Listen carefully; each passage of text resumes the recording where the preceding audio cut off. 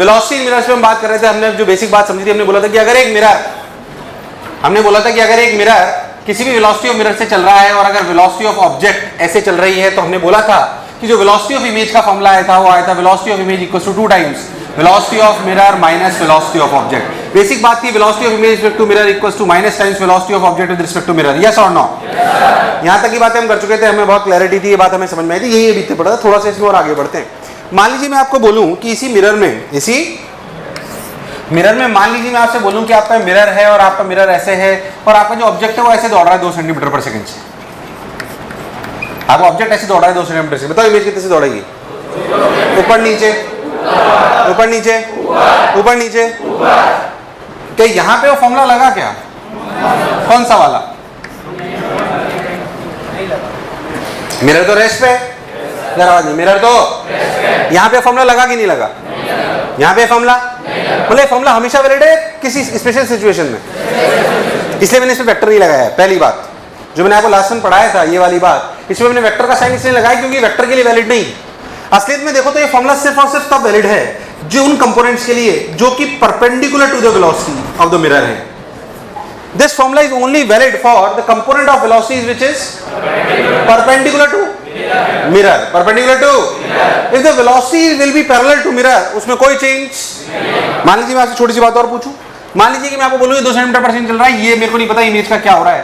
मैं आपसे बोलूं कि आपका मिरर भी ऐसे चलने लगा है 4 सेंटीमीटर पर सेकंड से, इमेज की रफ्तार सोच के बोलना, सोच के बोलना, क्या 2 ही रहेगी? मिरर के पैरेलल चलने से भी कोई फर्क पड़ने वाला? अरे हाँ ना बोल यार। मतलब ये जो फॉर्मूला पड़ा है ये उन वेलोसिटीज के लिए है जो 2 are perpendicular to the mirror. 2 are got my point? इसलिए मैंने उसमें वेक्टर साइन नहीं लगाया था। 2 are perpendicular to the mirror. If the velocity, the component of velocity which is parallel to the mirror, it will not change. It will not, चाहे mirror भी साला किसी भी रफ्तार से दौड़ रहा है उससे कोई फर्क पड़ने वाला? क्या मेरी बात चमकी है? तो पहली बात अपनी बात समझ लें कि इसमें भी खेल ये है। तो 2 बातें जो मैंने अभी समझाई उसको लिख लें कि this formula is only valid for the component of velocities perpendicular to the mirror and you can say the component of velocity which is parallel to the mirror will not change. अपने शब्दों में लिखो इसको, अपने शब्दों में लिख डालो, बहुत बेसिक सी बात है, शर्माओ मत। अभी करूंगा ना, रुक तो सही, गांव बसा नहीं लुटेरे पहले जाते हैं, परेशान मत हो, तेरे मन में जितने विचार है सब लाऊंगा मैं। दिखा दो बोतल में क्या फर्क है, दिखा दो। ग्लूकोन डी, साला इतना खतरनाक लेक्चर होता है मेरा। तो मैं हर 5 मिनट ग्लूकोन डी, साला कुछ समझ नहीं आ रहा है। खैर, come to the track, Monty, control yourself. खैर, तो पैरेलल कंपोनेंट में कोई चेंज? तो एक सिंपल सवाल करते हैं, सिंपल तो नहीं, अच्छा सवाल है, अगर आप पढ़ लोगे तो आगे बढ़ जाएंगे, फिर फालतू टाइम पास नहीं करेंगे। देखिए सर, मान लीजिए आपका मिरर है, मैं आपको बोलता हूँ कि मिरर 2 सेंटीमीटर प्रति सेकंड से चल रहा है, देखिए ध्यान से अच्छे से। मान लीजिए इसके सामने एक ऑब्जेक्ट है जिस ऑब्जेक्ट की रफ्तार 5 सेंटीमीटर पर सेकंड है, पर वो टेढ़ा दौड़ रहा है और टेढ़े दौड़ने का जो उसका एंगल है वो है 37 डिग्री। कितना है? 37 डिग्री। आपसे सवाल पूछा गया स्पीड ऑफ इमेज, सोच समझ के आंसर दें। आपको आंसर देना है स्पीड ऑफ इमेज, आपको आंसर देना है स्पीड ऑफ इमेज।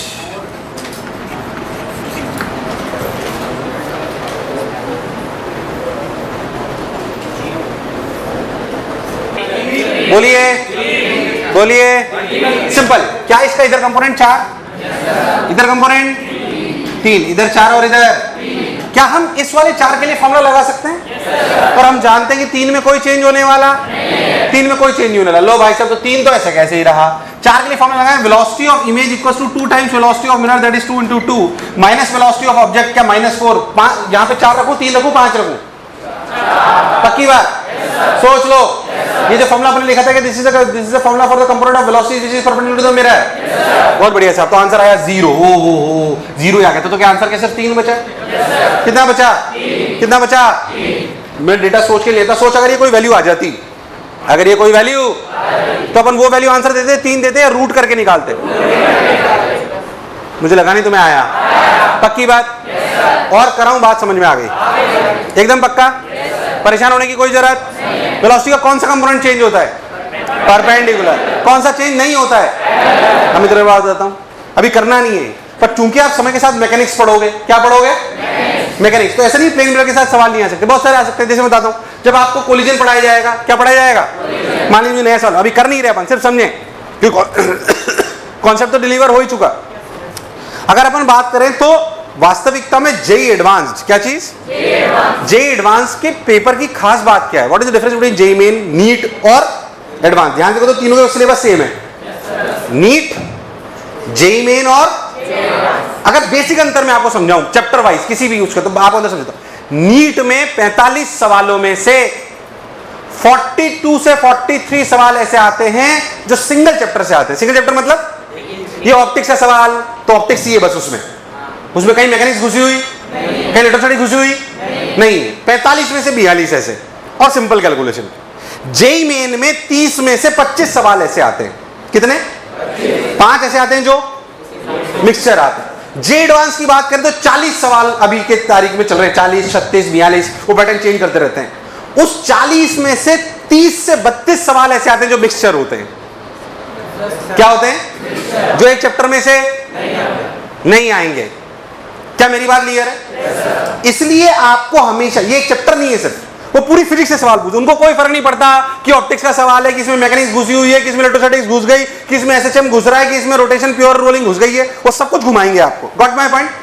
इसे रिटी में बाद में मिक्सर करना बहुत इंपॉर्टेंट होता है, पर आप बात को समझे कि जे एडवांस में मैक्सिमम सवाल वो आते हैं जो, इसलिए आपको धीरे धीरे उसकी हैबिट बनानी पड़ेगी, वो हम बनवा देंगे, don't worry about it, but अपन समय के साथ समझे। जैसे मान लीजिए मैं आपसे बोलूं, अभी आपने मैकेनिक्स नहीं पढ़ी इसलिए मैं उसमें ज्यादा घुस नहीं रहा, पर सोचो आपने थोड़ा बहुत पढ़ा हो तो मान लीजिए मैं एक ब्लॉक ले लूं 2 किलो का, 2 किलो के ब्लॉक पे एक और 4 किलो का ब्लॉक ले लूं, मैं कह दूं 4 केजी के ब्लॉक पे एक प्लेन मिरर लगा दिया है, मान लीजिए इसकी रफ्तार 10 मीटर पर सेकंड है। अगर मैं आपसे बोल दूं कि ये भी पहले 2 मीटर पर सेकंड से चल रहा है, क्या ये दोनों टकराएंगे? ये दोनों टकराएंगे कि टकराएंगे? टकराएंगे तो कोलिजन होगा। याद कर कोलिजन 3 टाइप का होता था, perfectly elastic, perfectly elastic, partial elastic. याद कर उसके लिए कोएफिशिएंट ऑफ रेस्ट्रिक्शन की वैल्यू दी होती थी, नहीं भी 1 नहीं दी हुई, मैं तो कह रहा हूं कुछ भी दे रखी है। हाँ बोलो, क्लियर है? मान लीजिए मैं आपसे सवाल पूछ लूं कि भाई साहब टकराने के बाद बताइए इसकी रफ्तार मिरर की में इमेज की क्या होगी? तो वास्तविकता में मैकेनिक्स का सवाल है, टकराने के बाद इसकी क्या रफ्तार होगी और इसकी क्या रफ्तार होगी, क्या ये मोमेंटम कंजर्वेशन और कोएफिशिएंट ऑफ रेस्टिट्यूशन की इक्वेशन से आएगा, जो कि आप सेंटर ऑफ मास में पढ़ोगे, जिसका फॉर्मूला निकल के आएगा v1 = m1 v1 + m2 v2 + m2 e u2 - u1 / m1 + m2 m1 v1 + m2 v2 + m1 e u1 - u2 / m1 + m2। कौन सा फॉर्मूला हमने जीवन में नहीं सुना? सारी है। अरे यार आपको रटाया जाएगा जैसे मुझे याद था। क्या मैं भी उसे डरा नहीं रहा, परेशान मत हो। मैं सिर्फ ये कह रहा हूं जो आपने बेसिक कॉन्सेप्ट पढ़ा है पूरी मैकेनिक्स में कहीं पे भी जोड़ा जा सकता है, कहीं पे भी, एट एनी प्लेस। तो जैसे जैसे चैप्टर खत्म होंगे आपको समझ में आना चाहिए कि इसके साथ अगर ऑप्टिक्स का सवाल जोड़ा जाए तो मुझे आना चाहिए। Got my point? मैं डरा नहीं रहा आपको। मान लीजिए आपको एनएलएम पढ़ेंगे, अपन एनएलएम पढ़ेंगे तो यहाँ पे ब्लॉक लगा होगा, यहाँ पे ब्लॉक लगा होगा, इसका मास 2 किलो, इसका मास 4 किलो, यहाँ पे प्लेन मिरर लगा दो, क्या ये ऑब्जेक्ट हो गया? मैं तो कह रहा हूँ ऑब्जेक्ट को भी इसको भी किसी पुली से जोड़ दो ऐसे करके, और फिर यहाँ पे पुली लगा के ऐसे ब्लॉक लटका लो और इसको हवा में लटका लो, और मैं तो कह रहा हूँ इसमें बाल्टी रख के पानी भर दो, बायंसी भी लगने लग गई। अरे यार उसमें प्लेन मिरर ज्यादा नहीं है, उसमें मैकेनिक्स ज्यादा है। क्या ज्यादा है? अगर इसे आप स्टैंडर्ड सॉल्व करोगे तो आपको समझ में भी आएगा। मान लीजिए पार्टिकल है, इसके सामने एक जो अपना पार्टिकल है वो एसएचएम करने लगे। कभी सुना होगा एसएचएम, ए sin ω t? सुना है कि सुना यार? सुना होगा एसएचएम में वेलोसिटी होती है ओमेगा √a² - x²। हो सकता है वो मिरर को एसएचएम करा ले, हो सकता है वो ऑब्जेक्ट को एसएचएम करा ले, और उसमें मिरर थोड़ी ज्यादा है भाई, उसमें एसएचएम चैप्टर घुसा। कौन सा घुसा? मैं इसलिए बोल रहा हूँ कि हो सकता है अभी आप ऑप्टिक्स के सवाल करो तो कुछ सवाल आपको ऐसे मिले, उनसे डरने की आवश्यकता नहीं है। जैसे जैसे चैप्टर खत्म होंगे आपके अच्छे होंगे, आपको वो होते, पर इसका मतलब ये नहीं कि जब भी हम ये चैप्टर पढ़ाएंगे तो उनके सवाल नहीं देंगे, थोड़े थोड़े देंगे ताकि अपन उनको जानते रहें। क्या मेरी बात क्लियर है? मैंने 2-4 एग्जांपल दिए, अनंत सवाल में मैकेनिक्स के साथ जोड़ सकता हूं। कार चला लो, स्कूटर चला लो, पुली ब्लॉक सिस्टम लगा लो, स्प्रिंग ब्लॉक सिस्टम लगा लो। क्या अपन ऐसा कर सकते हैं कि एक स्प्रिंग ले लें, स्प्रिंग के साथ एक ब्लॉक लगा लें, यहाँ से ब्लॉक के साथ सिस्टम करता है, उसमें मिरर लगा लें? बोलिए यस और नो। मैं तो कह रहा हूं मेरे को सवाल टफ करना है, मैंने एक और स्प्रिंग यहाँ पे लगा ली, इसको भी सिस्टम करा लिया, कि ये भी सिस्टम कर रहा है, ये भी सिस्टम कर रहा है, बहुत टफ सवाल हो गया। इमेज की रफ्तार पूछ लूं, कौन सी खास बात है? अरे यार घुसा के नहीं घुसा? तो मिरर का कॉन्सेप्ट इतना ही है, पर इसके साथ मैकेनिक्स अनंत जोड़ी जा सकती है, ये अपने माइंड में क्लियर होना चाहिए। अभी तो मैंने आपको एक स्टेप सिखाई, आप सोच के देखो, जब मैं आपको अभी तो आप प्लेन मिरर पढ़ रहे हो, कौन सा पढ़ रहे हो? बिल्कुल यही सब सवाल स्फेरिकल मिरर के साथ भी करे जा सकते हैं, करा नहीं रहा हूं, परेशान मत हो। स्फेरिकल मिरर, कॉनकेव मिरर या फिर उसके लिए फॉर्मूला बहुत डिफिकल्ट आएगा, velocity of image to mirror equals to -v²/u², velocity of object to mirror. मैं पढ़ाऊंगा, टेंशन मत लो उसके लिए। बोलो क्लियर है एकदम? फिर इसके साथ जोड़ा जा सकता है। मान लीजिए मुझे मोमेंटम कंजर्वेशन पे बात करनी है, मैंने अपनी बंदूक ले ली, बंदूक पे ऐसे ले लिया, बोलो यहाँ पे अपन ने मिरर लगा लिया, बुलेट फायर करी। यार जब बुलेट फायर करते तो क्या झटका पीछे लगता है? तो क्या बंदूक पीछे भागती है? इस पूरे सवाल में क्या मोमेंटम कंजर्वेशन रहता है? डरो मत, सब पढ़ाया जाएगा। मैं सिर्फ इसलिए पहले बता रहा हूँ कि ये सब आ सकता है, इससे अगर अभी आ जाए और आपने चैप्टर नहीं पढ़ा है तो डरने की आवश्यकता, बस इतना कहना चाह रहा हूं मैं। और ये सिर्फ एक सवाल नहीं है, आगे वाले सवालों में कई जगह जुड़ सकता है। यानी कि मेरे को समझ में आना चाहिए, और आप भी जानते हो, प्रैक्टिकली सोच, इतना आसान सवाल जे एडवांस में आने वाला नहीं है। ठीक है, बेसिक है, ये मैं आपको सिखाना है, बट आप भी जानते हो, मैं भी जानते हो, ऐसा सवाल नहीं आएगा जे ये 1 मीटर पर सेकंड, ये 2 मीटर पर सेकंड, बताओ इमेज की रफ्तार क्या होगी। जे मेन में आ सकता है, नीट में भी आ सकता है, पर जे एडवांस में ऐसे सवाल आने की कोई चांसेस आएंगे तो इस तरीके से मिलके आएंगे। इसके लिए हमें वो दूसरे चैप्टर भी आने जब अपन समय के साथ सीखेंगे, उसके डरने की कोई आवश्यकता नहीं है। खैर, प्लेन मिरर पे अपन वापस से चर्चा करते हैं। प्लेन मिरर पे हम क्या क्या सीख चुके हैं? हमने कहानी चालू करी थी ऑप्टिक्स से। कहां चालू करी थी? बल्कि हमने चालू करी थी वेव से। वापस एक बार रिवाइव करते हैं। अगर हम बात करें तो बेटा नया है क्या आज? हाँ नया है बेटा। ऐसे रखने के ना 10 रुपए फाइन है। क्या करते? हाँ, तो अपन ने बात करी थी वेव से। वेव भाई साहब एक ऐसा माध्यम है जो एनर्जी लाता है। फिर अपन ने बोला मैकेनिकल, नॉन मैकेनिकल। मैकेनिकल में भी उसके भी दो हिस्से अपने, ट्रांसवर्स और लॉन्गिट्यूडनल। ट्रांसवर्स अपनी जो इलेक्ट्रोमैग्नेटिक वेव होती है, क्या वो ट्रांसवर्स नॉन मैकेनिकल वेव होती है? उसमें बोला हमने इलेक्ट्रोमैग्नेटिक स्पेक्ट्रम। इलेक्ट्रोमैग्नेटिक स्पेक्ट्रम का वो वाला हिस्सा जो हमें दिखाई देता है, क्या हम उसे लाइट कहते हैं? Optics is basically study of light. Optics is basically study of, वो लाइट का हिस्सा है। लाइट जो अपन पढ़ते हैं उसके बारे में, उसके दो हिस्से, ज्योमेट्रिकल ऑप्टिक्स और वेव ऑप्टिक्स। ज्योमेट्रिकल ऑप्टिक्स में अपन जो है रिफ्लेक्शन मेनली पढ़ते हैं। अपन ने शुरुआत करी रिफ्लेक्शन का, लॉज ऑफ रिफ्लेक्शन पढ़े, एंगल आई बराबर angle R, incident ray, reflected ray and the normal lie in the same plane. फिर हमने उसमें सबसे पहला हिस्सा पढ़ा प्लेन मिरर। क्या पढ़ा? प्लेन मिरर में हमने सबसे पहले हिस्सा पढ़ी भाई साहब ने बात करा इमेज प्लॉटिंग। क्या पढ़ी? हमने बोला कि drop a perpendicular on the mirror extended on the back side of this extended line, image will lie, and for the exact location use the constant distance of object from the mirror equal to distance of image from the mirror. जितनी रफ्तार से मैं बोल रहा हूं उतनी रफ्तार से आपको पकड़ में आना चाहिए, और समय के साथ उतनी रफ्तार से आप भी बोलने में सक्षम होने चाहिए। आपको स्पीड भी सीखनी है मेरे साथ। Got my point? टेंशन नहीं, समझ में आता है जो मैं बोलता हूं। धीरे धीरे मैं आपके मानसिक रूप की आपकी जो स्पीड है वो बढ़ा दूंगा, आप चिंता मत करो। बिल्कुल उससे भी रफ्तार में मैं बोल सकता हूं, और आपको उससे रफ्तार में समझ में आएगा, मेरी जिम्मेदारी है। खैर आगे बढ़ते हैं। तो अपन ने इमेज प्लॉटिंग सीखी, फिर अपन ने सीखी फील्ड ऑफ व्यू। क्या सीखी? फील्ड ऑफ व्यू में मैं ज्योमेट्री वाले सवाल करे, फील्ड ऑफ व्यू को अपन ने आगे बढ़ाया। तो अपन ने बात करा कि भाई साहब कितना मिनिमम लेंथ और पोजीशन ऑफ द मिरर चाहिए कि अपने को पूरी इमेज नजर आए। फिर उसके अगले सवाल में अपन ने पढ़ा कि भाई साहब अगर आपको पोजीशन और लेंथ दे रखी है तो आपको क्या क्या दिखेगा, जिसकी एक शॉर्ट ट्रिक आई थी कि भाई साहब काम के मिरर का डबल, काम का मिरर कहां से कहां तक? h/2 से h। रिवीजन करा रहा हूं, याद हो जाएगा सब कुछ। h/2 से काम के मिरर की बात अपन ने यहां तक करी थी। यहां तक अपने को बात क्लैरिटी हो गई थी। इस पर अपने सवाल करते, फिर अपन ने पढ़ा था एंगल ऑफ डेविएशन। क्या पढ़ा था? याद कर, 2 मिरर के 2 रिफ्लेक्शन के लिए एक शॉर्ट ट्रिक थी। क्या थी? 2 थीटा। सेंस ऑफ रोटेशन कैसे डिसाइड करते हो? क्या फर्स्ट मिरर से सेकंड मिरर? फर्स्ट मिरर कौन होता था? करेक्ट। क्या अपन बात सीख चुके थे? और मान लो अगर हमसे कुछ कंफ्यूजन हो जाए तो क्या हमें बेसिक आता है? हमें बेसिक। उसके बाद हमने रोटेशन ऑफ मिरर पढ़ा। अगर मिरर को घुमाओगे थीटा से तो रिफ्लेक्टेड रे घूमेगी, कितने से घूमेगी? कोई परेशानी वाली बात नहीं। फिर मैंने आपको ओमेगा वाले सवाल कराए, ये कराया वो कराया। फिर मैंने आपको इमेजेस बनाई पैरेलल प्लेन मिरर्स में। किसमें बनाई? क्या अनंत इमेज बनती है? और यहाँ करके स्पेशल सवाल कराया था जिसमें क्या 2 ही बनी थी। अगर इमेज की फील्ड ऑफ व्यू में मिरर ना आए तो इमेज ऑब्जेक्ट की तरह ट्रीट करे, ये जरूरी। वहां तक अपन ने बातें कर चुके थे। फिर अपन ने बात करी थी कौन सी? वेलोसिटी। कौन सी करी थी? अब थोड़ा और अच्छा सेगमेंट पढ़ते हैं इसमें, एक आध सेगमेंट और बाकी प्लेन मिरर में, बाकी की पूरी पीएचडी अपन ने कर डाली। एक और सेगमेंट जो अपन करते हैं, याद कर जब मैंने आपको बोला कि 2 पैरेलल प्लेन मिरर से तो इमेज कितनी बनी थी? अनंत। कितनी बनी थी? हेडिंग डालें images between 2 inclined plane mirrors.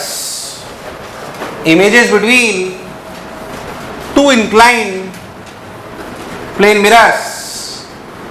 Images between 2 inclined plane mirrors।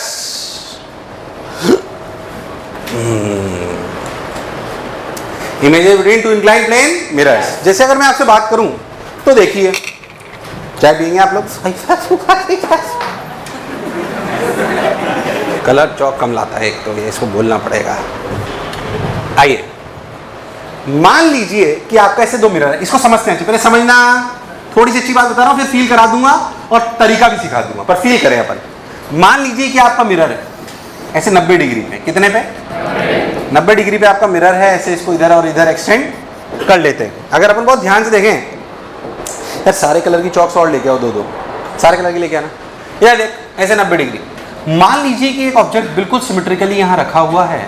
Symmetrically मतलब एंगल बाइसेक्टर, मतलब ये दूरी ए और ये दूरी ए। मैं इस पे चर्चा करना चाह रहा हूं कि इस ऑब्जेक्ट की कितनी इमेज बन रही है। बेसिक से चलते हैं। मान लीजिए नीचे वाले मिरर को देखें तो इस वाले ऑब्जेक्ट की इमेज के नीचे ए पर बनेगी। कितने पे बनेगी? ए पर। ये ए तो ये भी ए, परफेक्ट चल रहा है सब कुछ। ये इमेज बनी। इस इमेज के बनने के कारणों को देखते हैं। इस इमेज को बनाने के लिए एक रे, दो रे, अनंत रे, अनंत रे। मान लीजिए मैं उस रे की बात करता हूं, उन रेस की बात करता हूं जो इस पोर्शन से, इस परपेंडिकुलर से इधर है। समझना, दो हिस्सों में तोड़ रहा हूं ताकि आपको बात समझ में आए। मान लीजिए मैं उन रेस की बात कर रहा हूं जो इस पोर्शन से इधर गिर रही है। जो इधर गिर रही है वो ऐसे गई, टकराई और ऐसे चली गई। मुझे बताओ क्या ये रे कभी भी इस मिरर से टकराएंगे? जितनी भी रेज इस मिरर से इधर है, इस मिरर से जितनी भी रेज इस मिरर से इधर है, वो सारी रे इधर टकराकर इधर चली जाएंगी और वो कभी भी दोबारा इस पे, बोलो क्लियर एकदम। पर उन रेस का क्या हुआ? उन रेस का क्या हुआ जो इधर आई? ऐसे ऐसे ऐसे। क्या इधर वाली रे इधर से आती हुई लगी? क्या इस मिरर के लिए ऑब्जेक्ट हो गई? नहीं आया। इस मिरर के लिए क्या हो गई? हाँ, तो इस इमेज का, ये इमेज इस वाले मिरर के लिए क्या हो गई? तो इमेज कहां बनी? क्या मैं सही बना रहा हूं? अरे यार हाँ ना बोल। यहां पे बनेगी, बहुत बढ़िया सा ये, ठीक। तो ये इमेज अगर यहां बनी तो रे आती हुई ऐसे लगी, टकरा के ऐसे। Got my point? ठीक। सो जितनी रे यहां गिरी वो टकराई, टकराकर ऐसे गई। अब ये वापस रे कभी भी किसी भी मिरर पे गिर, तो इस पूरे मिरर पे गिरने वाली सभी रेस का विश्लेषण क्या अपन ने कर लिया है? जो इधर गिरी वो एक ही बार टकरा के काम की थी, जो इधर गिरी क्या वो दो बार टकरा के काम की थी। अब उन रेस की बात करते हैं, अब उन रेस की बात करते हैं जो रेस इस वाले मिरर के लिए थी। इस वाले मिरर के लिए अगर ये ऑब्जेक्ट है तो क्या इमेज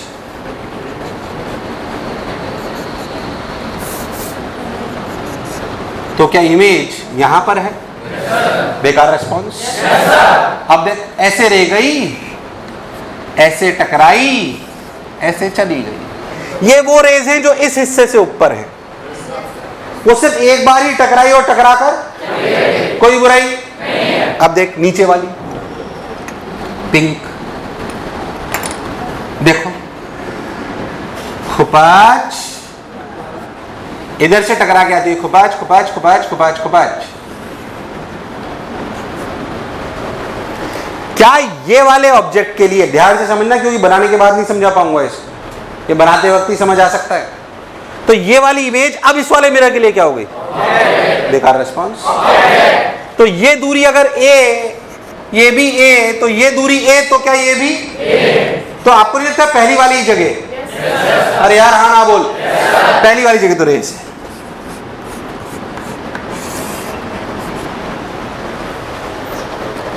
ये वाली इमेज कितने कारणों से बनी? पक्की बात? कितने रिफ्लेक्शन से बनी? दो। हाँ, कोइंसाइड कर गई वो एक अलग बात है, पर इसके बनने के कारण दो थे और रिफ्लेक्शन भी। क्या इसका रिफ्लेक्शन एक है, इसका रिफ्लेक्शन एक है? मुझे बताइए अगर मिरर 90 डिग्री पर हो तो कितनी इमेज बनी? तीन। तीन तीन, चार नहीं, चौथा तो ऑब्जेक्ट है बेटा। चौथा क्या है? ऑब्जेक्ट। इमेज कितनी बनी? तीन। हाँ, तीसरी इमेज बनने के कारण वो अलग बात है, पर बनी तो तीन ही। बनी तो तीन ही। बहुत बढ़िया साहब। तो एक दो और तीन, एक दो और, बहुत बढ़िया साहब। तो एक दो और तीन बन गई, बहुत सुंदर। जब एक दो तीन बन गई, क्लैरिटी है। क्या मैंने सारी की सारी रेस कंसीडर? पहली बात आप इसे बहुत फील के साथ समझे, इमेज तीन बनी। कितनी बनी? तीन। बस तो एक बात समझ कि अगर 90 डिग्री पर मिरर है और तीन इमेज बनी, अगर रे डायग्राम से खेला जाए तो सोच 90 डिग्री पे कितना खतरनाक डायग्राम है। सोच अगर ये एंगल में 30 डिग्री कर दूं ना, कितना तेरे प्राण निकल जाएंगे रे के साथ खेलते खेलते। ये 90 डिग्री में इतना खतरनाक डायग्राम है, इसलिए सिर्फ ये फील करने के लिए समझा है। हमें कुछ और प्रोसेस भी समझ में आना चाहिए, पर ये अभी फील है। क्या थोड़ी थोड़ी फील आई है? Draw it. क्या ड्रॉ करें इसमें? क्या ड्रॉ करें इसमें? बनाइए, प्रयास करिए। उतार लिया तुम लोगों ने? अब सुनो। जाहिर सी बात है, हम बार बार इतनी सारी रेज बना, ये तो फील वाली बात है। अब कॉमन सेंस से अपन बात को समझें। मान लीजिए मैं आपसे इसी सवाल में पूछूं, पहली बात कि इससे 1 2 3 सवाल पूछता हूं, समझे अच्छे से। मान लीजिए कि आपका मिरर ऐसे है, कंफ्यूज नहीं होना बिल्कुल। पर अब जो मिरर अभी भी 90 डिग्री पे, 90 डिग्री पे सवाल पूछ रहा हूं, फिर अगले एंगल पे ले जाऊंगा, पहले समझे। मान लीजिए कि ये आपके 90 डिग्री पे मिरर है और मैं आपसे बोलूं कि ऑब्जेक्ट अनसिमेट्रिकली रखा है, ये ए ये बी, सिमेट्रिकली नहीं रखा, कैसे रखा है? बताओ कितनी इमेज बनेगी?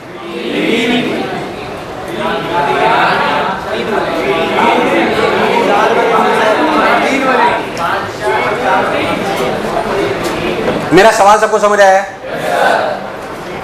सवाल सबको समझ आया नहीं आया? मैं कह रहा हूं ये ए ये बी, ये ए ये बी अनसिमेट्रिक है। कैसे हैं? अनसिमेट्रिक है। अब बताओ ये कैसे बनेगी? इमेज कितनी बनेगी? 2 3 4 5। ऑप्शन है 2 3 4 5। ऑप्शन है 2 3 4 5। 2 3 4 5। बोलिए। अनीता के साथ कितने लोग हैं? अनीता, अनीता, लड़कियों अनिल, बसंती, चंपा, डॉली। डॉली के साथ है तू? कई लोग तो वाकई में भावुक हो जाते हैं, जिसे वो पसंद करते हैं उसका नाम डॉली है तो पूरे साल डी पे टिक लगाएंगे। प्यार पहले, पढ़ाई वढ़ाई का क्या है? क्या है? क्या आंसर है? बसंती, क्या आंसर है? यक्षा क्या है? सिंपल, कोई खास बात नहीं। एक्चुअली ये भी कोइंसाइड करेगी। सुन कैसे, पहले सिंपली समझते हैं। क्या ये वाली इमेज यहां पर बनी?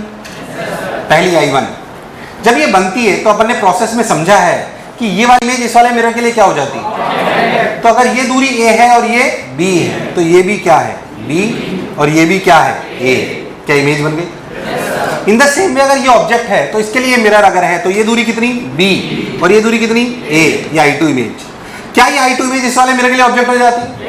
तो ये दूरी कितनी? A, ये कितनी? A, ये कितनी? आपको नहीं लगता पहले वाले से कॉन्साइड कर गई? ऐसा लगता है कि वो कॉन्साइड नहीं करेगी। जिन्होंने 4 आंसर दिया है और जिन्होंने 5 दिया उनका मेरे पास कोई इलाज नहीं। जिन्होंने 4 दिया उन्हीं की गलती में पकड़ पा रहा हूं, बाकी 2 और 5 की गलती भगवान ही बता पाएगा। वैसे 5 के लिए क्या सोचा तूने? मैं अगली अभी मैंने कुछ सिखाया क्या? नहीं ना। तो अगर मेरे इतना आसान होता तो मैं सिखा देता ना। कितनी इमेज बनी? कितनी बनी?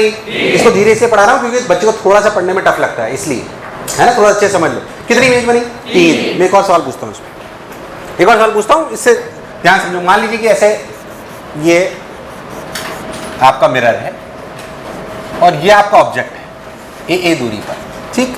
मिरर ऐसे हैं, ध्यान समझे मिरर को। 90 डिग्री पर ही है मिरर, पर ऐसे।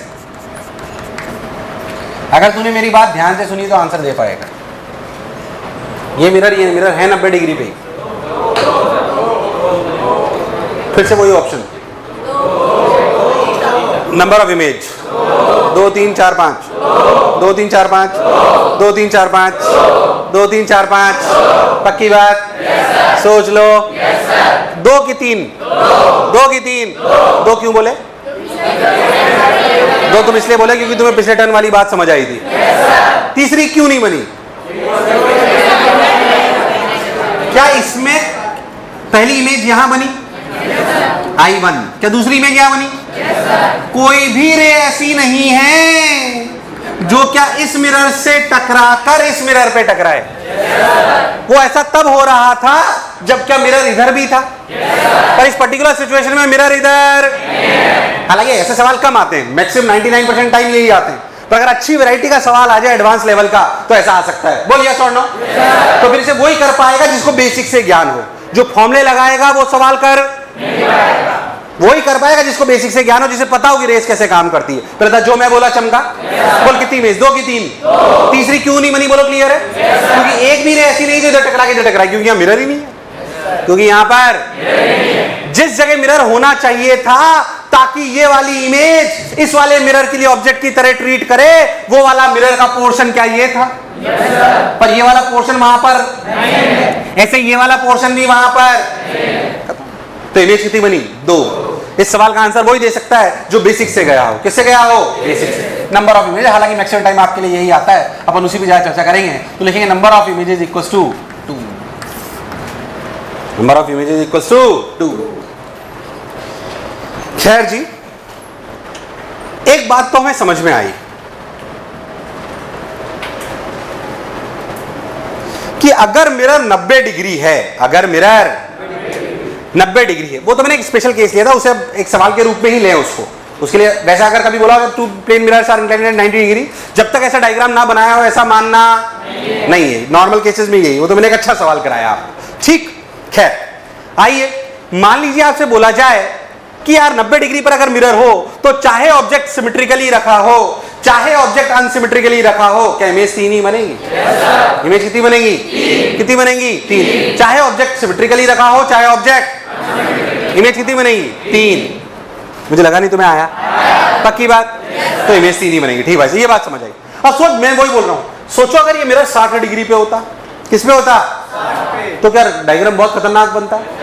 हो सकता है इमेज 4, 5, 6 बनती। उन्हें समझने के लिए हम कुछ बात समझे, कॉन्सेप्ट हमें सीखना पड़ेगा। समझे पहले इस 90 डिग्री से हम समझ लेंगे उसको, सुन फिर अप्लाई करेंगे। यार मैंने बहुत ध्यान से देखा, मैंने एक बात देखी कि साला जो है अगर इमेज 2 मिरर से बन रही है, कॉन्सेप्ट को समझते हैं, फील करते हैं वो कहां से आया, डायरेक्ट रटने की बजाय।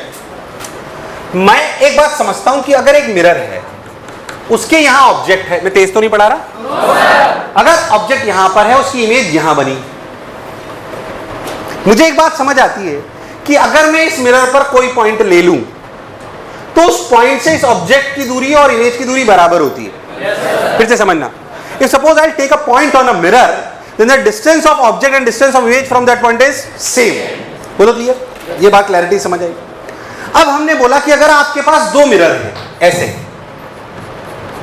ध्यान समझना, हमने बोला कि आपके पास अगर 2 मिरर हैं ऐसे, इनके बीच में कोई ऑब्जेक्ट रखा है, जो भी इमेज बनेगी वो या तो इस मिरर से बनेगी या फिर और तो किसी से बन नहीं सकती। इन दोनों मिरर्स का कॉमन पॉइंट क्या है? Intersection point. बेकार रेस्पॉन्स। यानी कि इस मिरर से जो भी इमेज बनेगी, इस मिरर से उस इमेज की इस पॉइंट से दूरी वो ही होगी जो क्या ऑब्जेक्ट की होगी। बेकार रेस्पॉन्स। ऐसे ही इस मिरर से जो भी इमेज बनेगी उन सभी की दूरी इस पॉइंट से क्या वो ही होगी जो ऑब्जेक्ट की है। ओ, यानी कि इस पॉइंट से जो ऑब्जेक्ट की दूरी है वो ही दूरी क्या सारी इमेजेस की भी इस पॉइंट से होगी। किसी एक पॉइंट से बहुत सारी चीजों की दूरी अगर फिक्स्ड है तो आपको नहीं लगता वो एक सर्कल है? क्या है? यानी कि और ज्योमेट्री एक बात कहती है कि जितनी भी इमेजेस बने इंक्लाइंड प्लेन मिरर्स में वो सभी एक सर्कल पर लाई करनी। यहां दिख भी रहा है, देख ध्यान से। आपको नहीं लगता ये सभी चीजें एक सर्कल पे लाई कर रही? मुझे लगा नहीं तुम्हें आया। चाहे वो ऑब्जेक्ट हो चाहे वो इमेज हो। बोलो क्लियर है? तो एक कॉन्सेप्ट समझ में आया जिसे हम कहते हैं सर्कल कॉन्सेप्ट। क्या कहते हैं? सर्कल कॉन्सेप्ट हमें समझ आया। ज्योमेट्री ने कहा और बड़ी एडवांस लेवल का कॉन्सेप्ट है, बात समझ में आनी चाहिए। सर्कल कॉन्सेप्ट कहता है कि ऑल द इमेजेस, डायग्राम ऐसे बनाऊंगा मैं बता रहा हूं, पहले समझ लें। सर्कल कॉन्सेप्ट कहता है कि all the images formed by two inclined plane mirrors, formed bye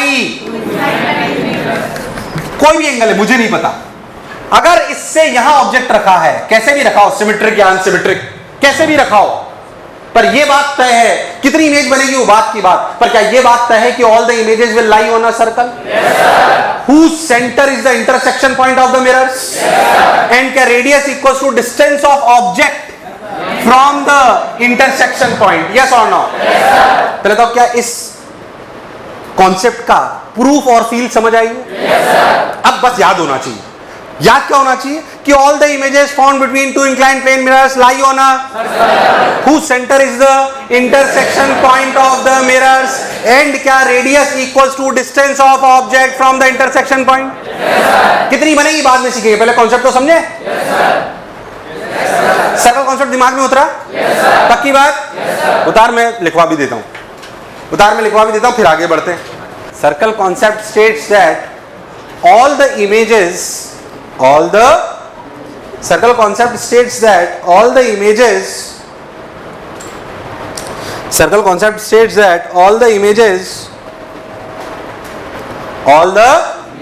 images will lie on a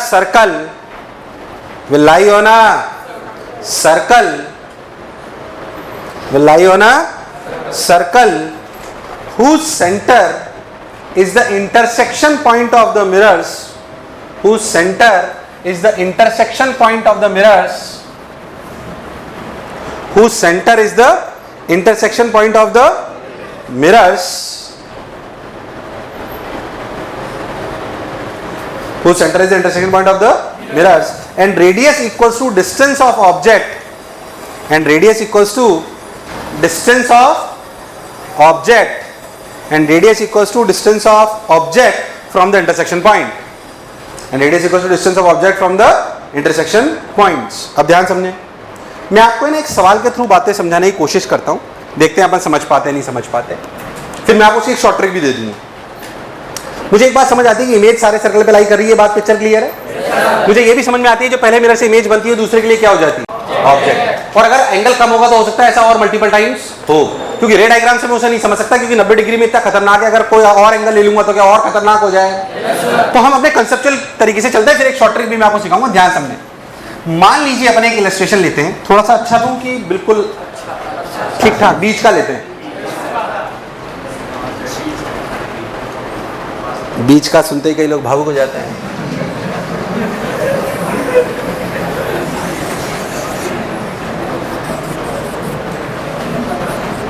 ये है ना, देखो मान लेते हैं कि अपना एक लो ये ब्लू कलर का मिरर, एंगल 60 डिग्री लेते हैं, चलो है ना,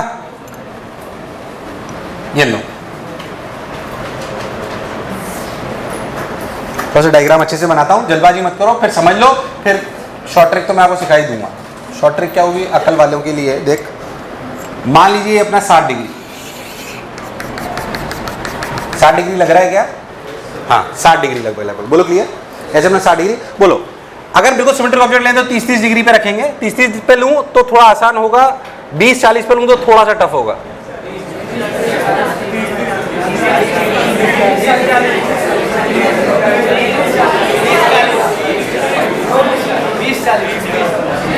रहने दो, तेरी की इच्छा कैशियर 20-40, कैशियर की इच्छा का सम्मान करते हैं।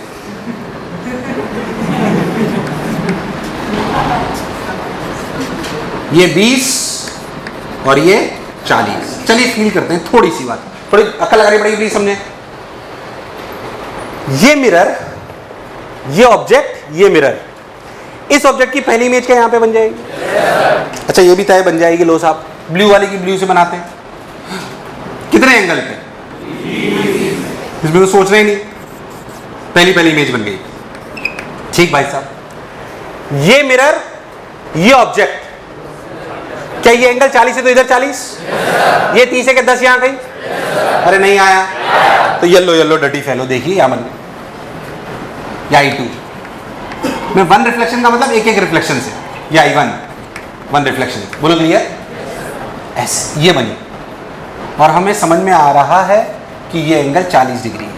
अब हम हमारी पुरानी ज्ञान और अभी जो हमने सीखा उससे हम समझते हैं कि इस मिरर की पहली इमेज इस मिरर की दूसरी इमेज बनने का कारण, अरे यार नहीं आया, इसकी पहली वाली उसकी दूसरी वाली उसकी, बोलो क्लियर है एकदम? यहां तक अपने पिक्चर क्लियर थी, अपन उसी को आगे बढ़ाते हैं। अपन ने ऐसे ले लिया, ठीक भाई, तो ध्यान सुनना, तुमने चूज करा 20 और 40। अब देख ये पहली, और मिरर येलो, ये रहा, ये क्लियर। अब सोचो इस येलो मिरर से के लिए ये ऑब्जेक्ट है, ये कितना एंगल बना रही है? 60 प्लस 20 कितना? कितना? कितना? तो इधर भी कितना? 80। तो 40 प्लस इधर कहीं 80, तो ऐसे कहीं येलो वाले से ये एंगल टोटल कितना? 80। तुझे मेरी बात समझ आई कि नहीं आई? अब थोड़ी थोड़ी शॉर्ट ट्रिक भी साथ साथ सीखना चालू करते हैं। कैसे समझाता हूं।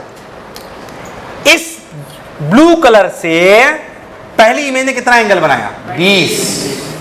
और येलो वाली से पहली ने कितना बनाया? 40। अब समझना, ब्लू कलर से की दूसरी इमेज ने जो एंगल बनाया येलो कलर वाली ने, सॉरी येलो कलर वाली से जो दूसरी इमेज ने एंगल बनाया वो कितना है? 80। कितना? 80। तो इस 80 को यहां लिख लो। अभी फिर सुनना, इस येलो वाले की पहली इमेज, इस येलो वाले की पहली इमेज क्या इसकी दूसरी का कारण हो? ये येलो वाली इससे कितना एंगल बना रही है? 100 कितना? कितना? 20 40 40। नहीं आया है ना? फील आएगी, बाकी शॉर्ट ट्रिक आ ही जाएगी। 20 40 40 100। तो खुपत 100 कैसे बनी? ये इधर, अरे तुम्हें नहीं आया भाई, यहां से 100 का मतलब यहां कहीं आएगा ना? नहीं आया। तो ये 100 ब्लू वाला, ये रहा ब्लू 100। ओ ये कितना? 100 इधर लेके। तू अगर बहुत ध्यान देख, कुछ अच्छा अच्छा सा लग रहा है, अभी बताऊंगा कैसे। 20 में 60 जोड़, क्योंकि देखिए पहली इसका कारण कौन है? ये। और इसका कारण कौन है? अरे यार, शॉर्ट ट्रिक बन जाएगी अपने आप धीरे धीरे, और फील भी कर लेंगे अपन। मेरी बात समझ नहीं आई यार। तो भाई साहब देखिए, पहली 20 40। अब सोच इसकी दूसरी किसका कारण है? पहले का। 20 में कितना जोड़ो तो 80 आया था। 60 का उनके बीच का एंगल है। किनके बीच का एंगल है? मिरर। ऐसे सोच 40 में कितना जोड़ू? अगर अपन ने सब कुछ सही करा होगा, अगर अपन ने, तो तीसरी भी ऐसे ही बननी। देखते देखते देखते थोड़ा टफ हो रहा है पर कोई बात नहीं। देखिए ब्लू वाले की दूसरी इमेज, ब्लू वाले की दूसरी इमेज क्या येलो वाले की तीसरी का कारण है? नहीं आया। ये वाली इमेज क्या येलो वाले के लिए ऑब्जेक्ट होगी? येलो वाले से ये कितना एंगल बना रही है? 100 प्लस 60 कितना? तो इमेज भी कितना बनाएगी? 100। अच्छा, तो ये 90 और ये 30 कितना? 120। और उसमें फिर और 40। अरे नहीं आया। तो भाई साहब ऐसे कहिए, ये यहां कहीं, ये सर, ये टोटल एंगल कितना? 160। High 5 3 reflection. येलो वाले पे एंगल बना 160 160 160 160 160 खुबाट। अरे साला ये चीज तो फिर काम कर रही है। 100 में फिर जोड़ो। अरे यार, क्या 160? कितना? अब सुन इधर देख ध्यान से। येलो वाले की दूसरी में, कई लोग परेशान हो गए क्या चल रहा है। फील आ जाएगी, एडवांस के लिए फील आना आवश्यक, क्योंकि शॉर्ट ट्रिक में भी सवाल पूछ सकता है, शॉर्ट ट्रिक के पहले वाले कॉन्सेप्ट में भी वो सवाल, इसलिए आपको फील आनी चाहिए। तो अगर इसकी दूसरी इमेज, इसकी दूसरी, हाँ, कितना एंगल बना रही है? ब्लू से भाई 80 और 60, तो इधर भी कितना बनेगा? 100। तो 140 90 प्लस 10 100 प्लस, अब देख ध्यान देना कौन साइड कर रही है, बताता हूं कैसे। सुनना ये येलो से ये कितना एंगल है? 60। कितना है? अच्छा सोच, ये पूरा 160 है, ये तो ये कितना बचा? 20। कितना बचा? 20। अच्छा ये टोटल 30 है, पर ये भी 20 है। क्यों? क्योंकि ये 10 है। अरे भाई साहब, ये 10 क्यों है? क्योंकि ये टोटल 100 है। अरे यार नहीं आया। ठीक, आप समझना। सोच, इस मिरर से कितना एंगल हो रहा है? 140। कितना हो रहा है? 100, 20, 20। क्या यही आ गया? ऐसा हमेशा होगा ये जरूरी? इस सवाल में हुआ कि नहीं हुआ? ऐसा हमेशा होगा ये जरूरी? मतलब कि इसमें पांचवी और छठी क्या एक ही जगह बन गई? क्या ऐसा यहां पे भी हो रहा था? इस पर्टिकुलर सवाल में भी ऐसा हो रहा है। हाँ, एक मिनट, तुम्हें समझ आई बात? तो इधर से अपने लिखा 80 और ये 140, पर हमने बहुत ध्यान से देखा तो ये दोनों कौन साइड? अब और कि सर इसकी तीसरी इमेज, इसकी तीसरी इमेज उसके लिए चौथी इमेज का कारण होना, पर ऐसा हो ही नहीं सकता। क्यों? बताता हूं। सोच, मैं ये मिरर, क्या चीज? ये मिरर से ये वाली इमेज कितना एंगल बना रही? 140, और उधर से ये बन रहा है 160। आपको नहीं लगता ये वाली इमेज येलो वाले के लिए ऑब्जेक्ट बन ही नहीं सकती?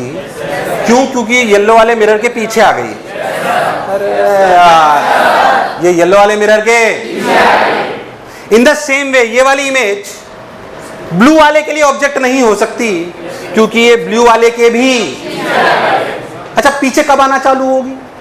जब ये एंगल, क्या ये हम मिरर के फ्रंट फेस से एंगल ले रहे हैं? तो ये एंगल अगर 180 डिग्री क्रॉस कर गया तो आप मिरर के, तो इमेज बनना बंद। अरे यार, तो इमेज बनना बंद नहीं आया, नहीं आया, नहीं आया। अब सोच, पहले इसमें इमेज कितनी बनी? 5। कितनी बनी? ध्यान से, 1, 2, 3, 4 और 5। हाँ, पांचवी क्या कॉन्साइड कर गई? पांचवी क्या कर गई? अब ध्यान सुनना, अगर मुझे सवाल दिया जाता तो मैं कोई इतनी कहानी थोड़ी करता लंबी, मैं शॉर्ट ट्रिक लगाता। मान लीजिए आपको 60 डिग्री दिया जाता, बोला जाता ये एंगल 20 डिग्री है, 40 डिग्री, तो मैं सवाल कैसे करता? मैं हमेशा लिखता 20 और मैं जानता हूं इसमें 60-60 जोड़ना है, एंगल बिटवीन द मिरर्स। 60-60 नहीं, क्या जोड़ना है? Angle between the mirrors. जोड़ते चलो, 20 में 80, 40 में 100, 100 में 80 में। इसके आगे क्यों नहीं जा रहा हूं? क्या ये 180 से बड़े आ गए हैं? अरे ये आ गया 200, ये आ गया 200 और ये 220। क्या दोनों 180 से बड़े हैं? तो इन्हें काउंट करने की जरूरत। अब इमेज काउंट करो, 1 2 3, 1 2 3, कितनी? पर आंसर तो 5 है। सर जब मैं शॉर्ट ट्रिक करूंगा तो मुझे कैसे पता पड़ेगा कौन साइड कर रही है? या तो हमें पता है कि कौन साइड कर, तो कौन साइड कब करती है उसकी कंडीशन सुन।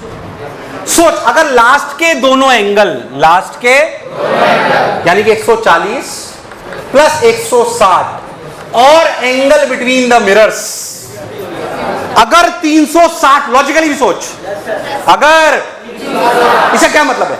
इस मिरर से एंगल, इस मिरर से एंगल और एंगल बिटवीन द मिरर्स अगर 360 आ जाए, इसका मतलब कौन साइड? और नहीं आए तो कौन साइड? क्या इसमें 360 आ रहा है? आ रहा है कि नहीं आ रहा? अगर 360 आ रहा है तो नंबर ऑफ इमेजेस 6 है कि 6 माइनस 1? 6 माइनस 5, जो कि पूरी फीलिए है। कई लोगों ने हो सकता है फॉर्मूले सुने हो, 360/θ -1। मां फर्जी फॉर्मूले हैं, फर्जी हैं। वो फर्जी फॉर्मूला इसलिए क्योंकि वो फ्रैक्शन में काम, वो तो सिर्फ कब काम करते हैं? 360/θ किस में हो? इंटीजर। अगर किसी ने सुने हो तो मैं बता रहा हूं, मैं भी बता दूंगा क्या पढ़ा होगा आपने, पर वो एडवांस लेवल के नहीं है। 360/θ -1, 360/θ अगर किसी ने नहीं पढ़ा है तो बहुत बढ़िया, बहुत सुंदर, फिर तो मेरी बात सुनो ही मत। पर जिन्हें पढ़ा है उनको पाप धो रहा हूं मैं। 360/θ -1, 360/θ अगर किसी ने फॉर्मूले पढ़े हैं ऑड और इवन के लिए, उन्हें भूल जाओ, क्योंकि वो सिर्फ तब काम करते हैं जब 360/θ क्या होता है? इंटीजर। अबे वो जरूरी इंटीजर हो 360/θ। मैं तो एंगल लूंगा 59.7। अब बोल, मैं एंगल लूंगा 42, तो क्या कर लेगा तू? तो बेसिक ही काम करेगा, इसमें कोई गलती और ये करने में कोई खास समय अरे भाई साहब, तुझे मेरी बात समझ। इसलिए अगर किसी ने फॉर्मूले रट रखे हैं तो उन्हें मैं भी बता दूंगा कि इस केसेस के लिए ऐसे रटाए जाते हैं, तो रट रहे नहीं कि वो बहुत स्पेशल केसेस के लिए हैं। एडवांस में आएगा तो कुछ इसी प्रकार का। एक पहले तो तुम्हें फील आई अच्छे से एकदम उतारी।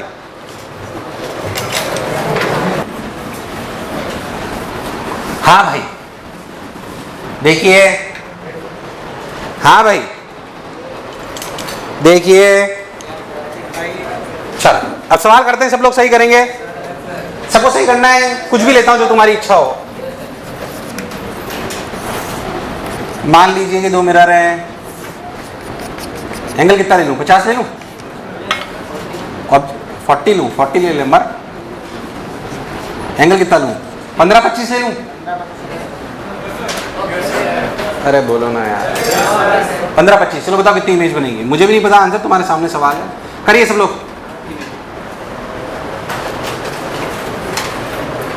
जो तुम्हारी इच्छा हो।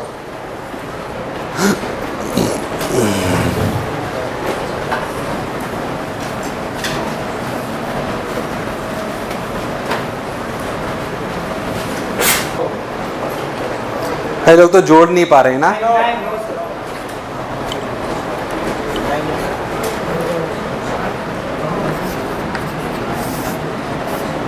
पच्चीस और 15 क्रॉस करना चालू करते हैं। 25 और 40 65, 55, 95, 105, 145, 135, 175, 185। इसके आगे जाने का कोई मतलब? 1 2 3 4 5 6 7 8 9। क्या 9 दिखाई दे रही है? क्या कॉन्साइड वाली कंडीशन चेक कर लेनी? लास्ट 2 इमेजेस 135 प्लस 175 प्लस 40, बोलो कितना हुआ?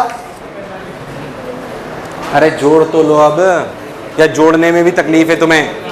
250, 350। ये 360 के बराबर नहीं है।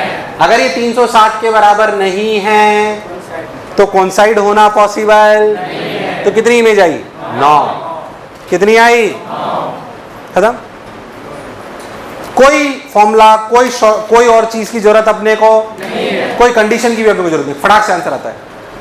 फिर तुमसे नहीं हुआ ये?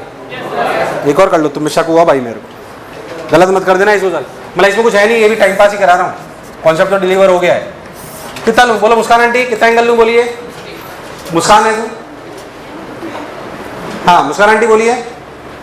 अरे कुछ भी लेना तो तेरे से क्यों पूछता है? 60 30 90 का सवाल तो कर लिया ना बेटा अपन ने। कैसे तू बोल? 42।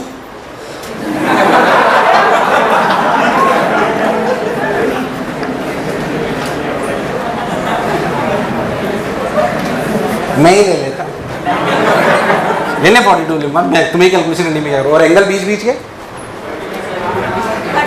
42 मत लो, फिर लेना ही है तो तुम लो 63। जब तुम्हें प्राण निकालो, ये 63 भी मत लो तुम साले। 57। अबे जोड़ते जोड़ते पागल हो जाएंगे अपन यहाँ। कोई बात नहीं, जोड़ो, मैं क्या करूँ? 30 और 27। अब मर कर बेटा।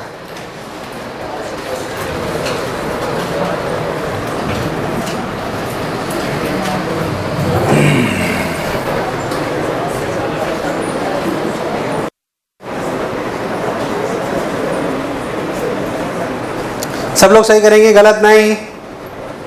रफ्तार तेज। 6-5 चेक कर लेना एक बार।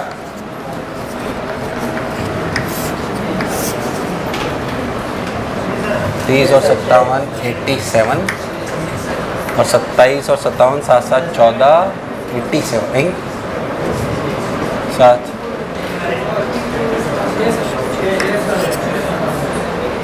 सही चल रहा हूँ ना? 6 आ रही है क्या?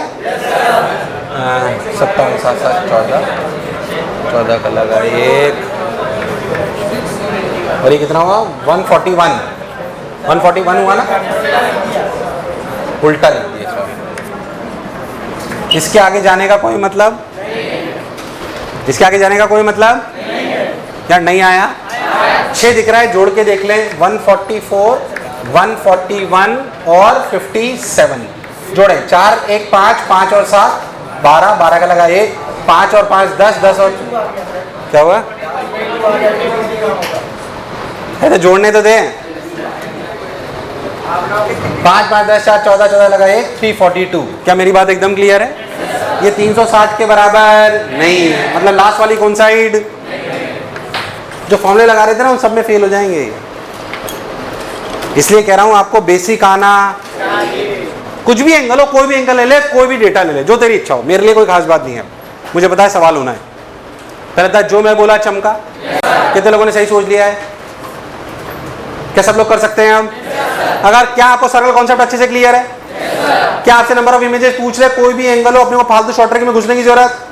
हाँ, वो शॉर्ट ट्रिक में बता देता हूँ पर वो हमेशा काम करती, कुछ पर्टिकुलर केसेस में वो काम करती है ना? आई भी यही सही है। इसलिए आप याद भी रखनी है, थोड़ा सा ऐसे कहीं पढ़ो तो ये नहीं लगे मैं ये पढ़ाया ही नहीं, बस इसलिए पढ़ा रहा हूँ।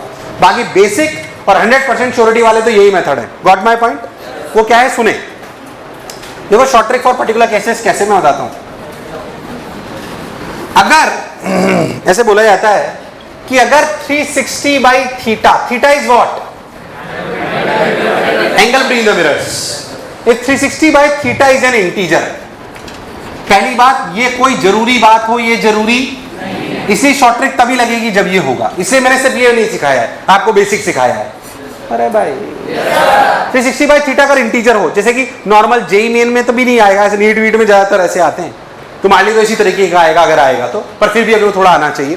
360 बाई थीटा अगर एक इंटीजर है, क्या है? इंटीजर। अब उसके दो केस कैसे मैं बताता हूं। तो नंबर ऑफ इमेजेस का फॉर्मूला लिखा जाता है 360 बाई थीटा माइनस 1 इफ, ध्यान सुनना, if 360 by theta is an even number, is an symmetric और अनसिमेट्रिक। इसका एग्जांपल भी मैं आपको बता देता हूं। 90 डिग्री लो, कितना लो? 90 डिग्री। 360 बाई थीटा 4, क्या इंटीजर आया? अब बोल इवन ऑड?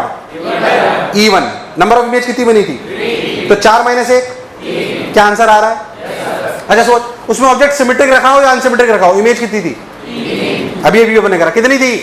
इसलिए बोला गया कि 360 बाई थीटा माइनस 1 फॉर्मूला लगाया जा सकता है। फिर मैं कह रहा हूं ये फॉर्मूला नहीं रटाना है, और अगर इस क्लास में भी कोई बोलता नहीं तो मैं कराता भी नहीं, सिर्फ इसलिए कि तुम इसलिए बता रहा हूं कि तुमने कहीं पढ़ाओ तो उसे सिर्फ दिमाग में रख लो, ये ज्यादा काम आने वाला, ये सिर्फ बहुत पर्टिकुलर केसेस के लिए काम आता है। रियलिटी तो वो है जो हमने पढ़ी, इसलिए उसी पे स्टिक करो आप। सिर्फ इसलिए बता रहा हूं कि भाई अगर आपको कोई देख ले, कोई पूछो ऐसा भी नहीं पढ़ा क्या, तो है वो, बस और किसी लिए नहीं है। बाकी काम की बात तो वही है, वो करने में कितना सा टाइम लग रहा है यार। अरे यार इतनी एनर्जी क्यों वेस्ट करेंगे उसमें। तो 360 by theta minus 1, 360 by theta अगर इवन है, क्या है? तो चाहे ऑब्जेक्ट सिमेट्रिक हो चाहे ऑब्जेक्ट अनसिमेट्रिक हो, यही फॉर्मूला आएगा। ये फॉर्मूला तब भी लगता है जब if 360 by theta is an odd number and object is symmetrically placed, and object is symmetrically placed. मतलब जैसे मैं आपको बोलूं, हाँ मान लो एंगल ले लो 120, कितना ले लो? 120। तो 360 बाई 120 3, इवन ऑड? ऑड। अब मान लो ऑब्जेक्ट ऐसे एंगल्स के बीच में रखा है जो ऑड आया, क्या आया? और सिमेट्रिकली भी रखा है। सिमेट्रिकली मतलब एंगल बाइसेक्टर पे, सिमेट्रिकली मतलब तो नंबर ऑफ इमेजेस बनेगी 360 बाई थीटा माइनस 1, यानी कि 3 माइनस 1 कितनी? 2। कितनी? 2। पर अगर नंबर ऑफ इमेजेस सिर्फ 360 बाई थीटा रहती है, अगर object, if 360 by theta is an odd number and object is placed unsymmetrical, मान लीजिए थीटा है 120, कितना है?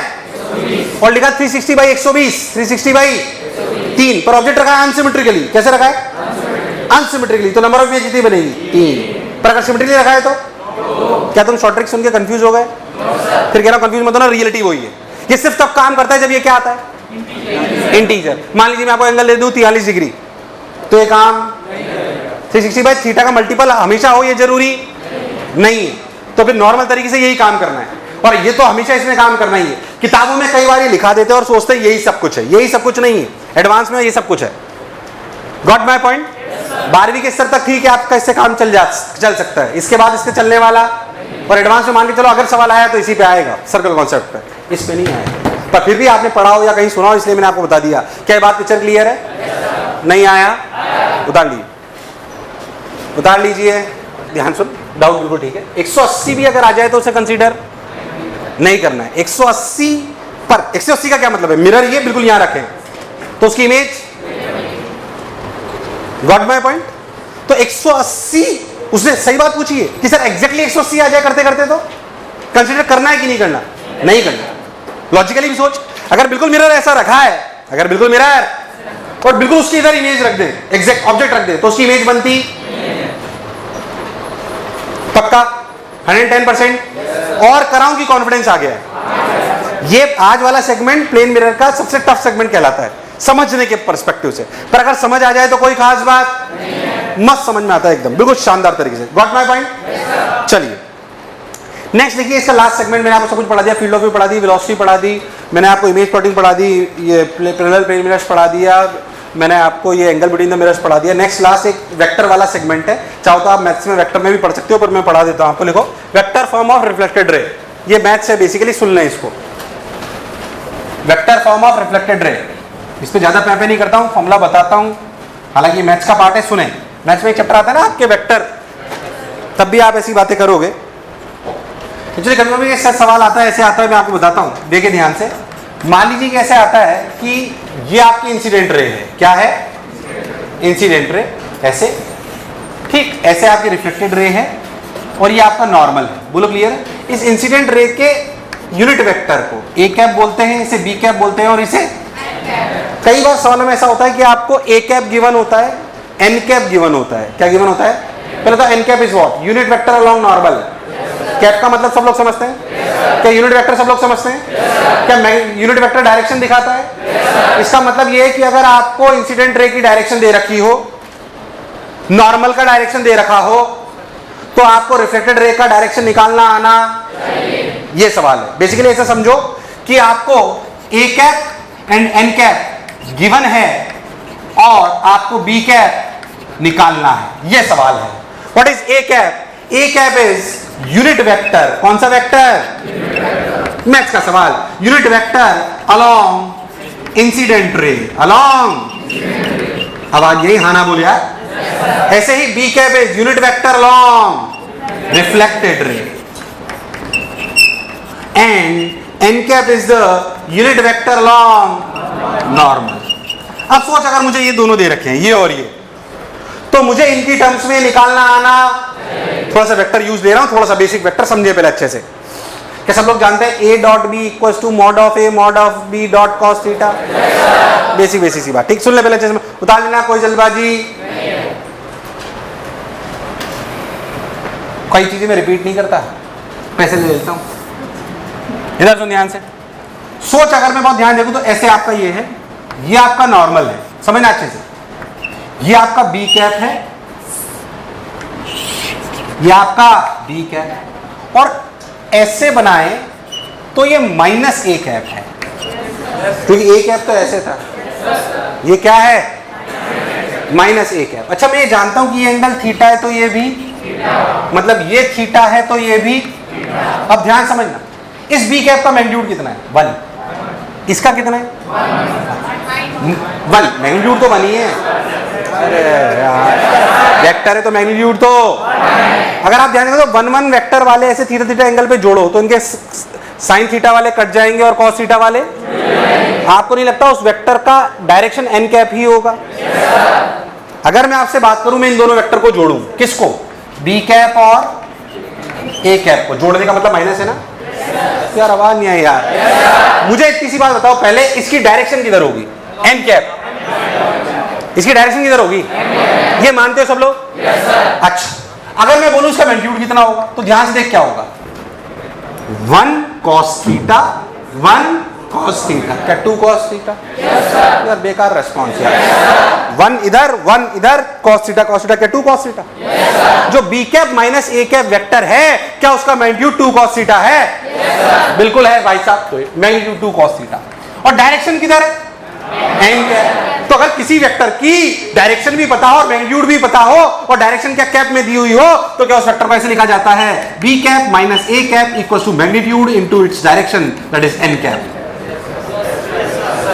तुम्हें ये बात समझ आई कि नहीं आई? आई कि नहीं आई? अब cos थीटा को सुन, अगर आप बहुत ध्यान से देखो, इन दोनों का डॉट प्रोडक्ट ले लो, इन दोनों का क्या ले लो?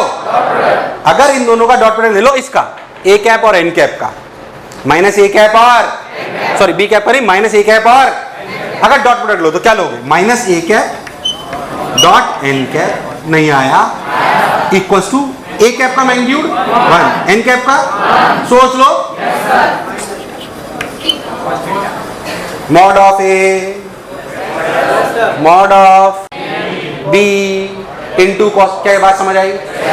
मुझे लगा नहीं तुम्हें आया, आया नहीं आया? क्या कॉस थीटा की value minus a cap dot n cap है?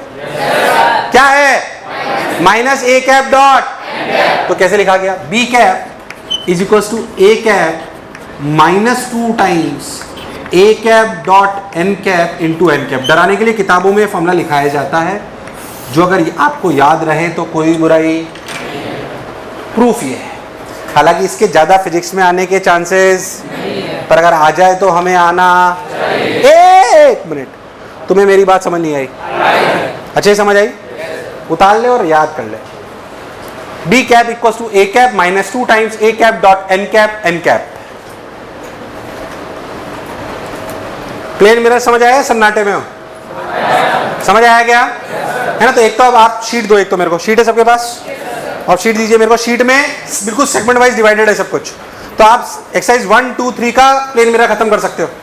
सो द होमवर्क इज, ज्यादा मेरे को बताने की जरूरत नहीं, प्लेन मिरर अलग है, बिल्कुल प्लेन मिरर बिल्कुल अलग सेगमेंट है। तो एक्सरसाइज 1 में 9 सवाल हैं, एक्सरसाइज 2 में नहीं, कितने हैं? एक्सरसाइज 1 में 12 सवाल हैं, एक्सरसाइज 2 में 9 सवाल हैं, और एक्सरसाइज 2 के लेवल 1 में 5 सवाल है, कुछ 5-6 हैं, और एक्सरसाइज कहाँ गया? जो भी है प्लेन मिरर के एक्सरसाइज 1, 2, 3 में जितने सवाल हैं क्या कर सकते हो? डिस्कस करेंगे, बोलो क्लियर है? डिस्कस करेंगे अगले टाइम, करके आ सकते हैं सब लोग। 25-30 सवाल है, और 25-30 सवाल की मैंने एक सीपीएस बनवा दी है, वो भी मैं आपको दे दूंगा, या तो टेस्ट के फॉर्मेट में हो जाएगी या हो जाएगी। और अगले टर्न से अपन स्टार्ट करेंगे क्या चीज? क्या सब लोग अगले टर्न काम करके आएंगे? काम करने का तरीका, आपके पास शीटों के रजिस्टर होने चाहिए जो ढंग से मेंटेन होने। Got my point? क्या पिक्चर एकदम क्लियर है? चलिए।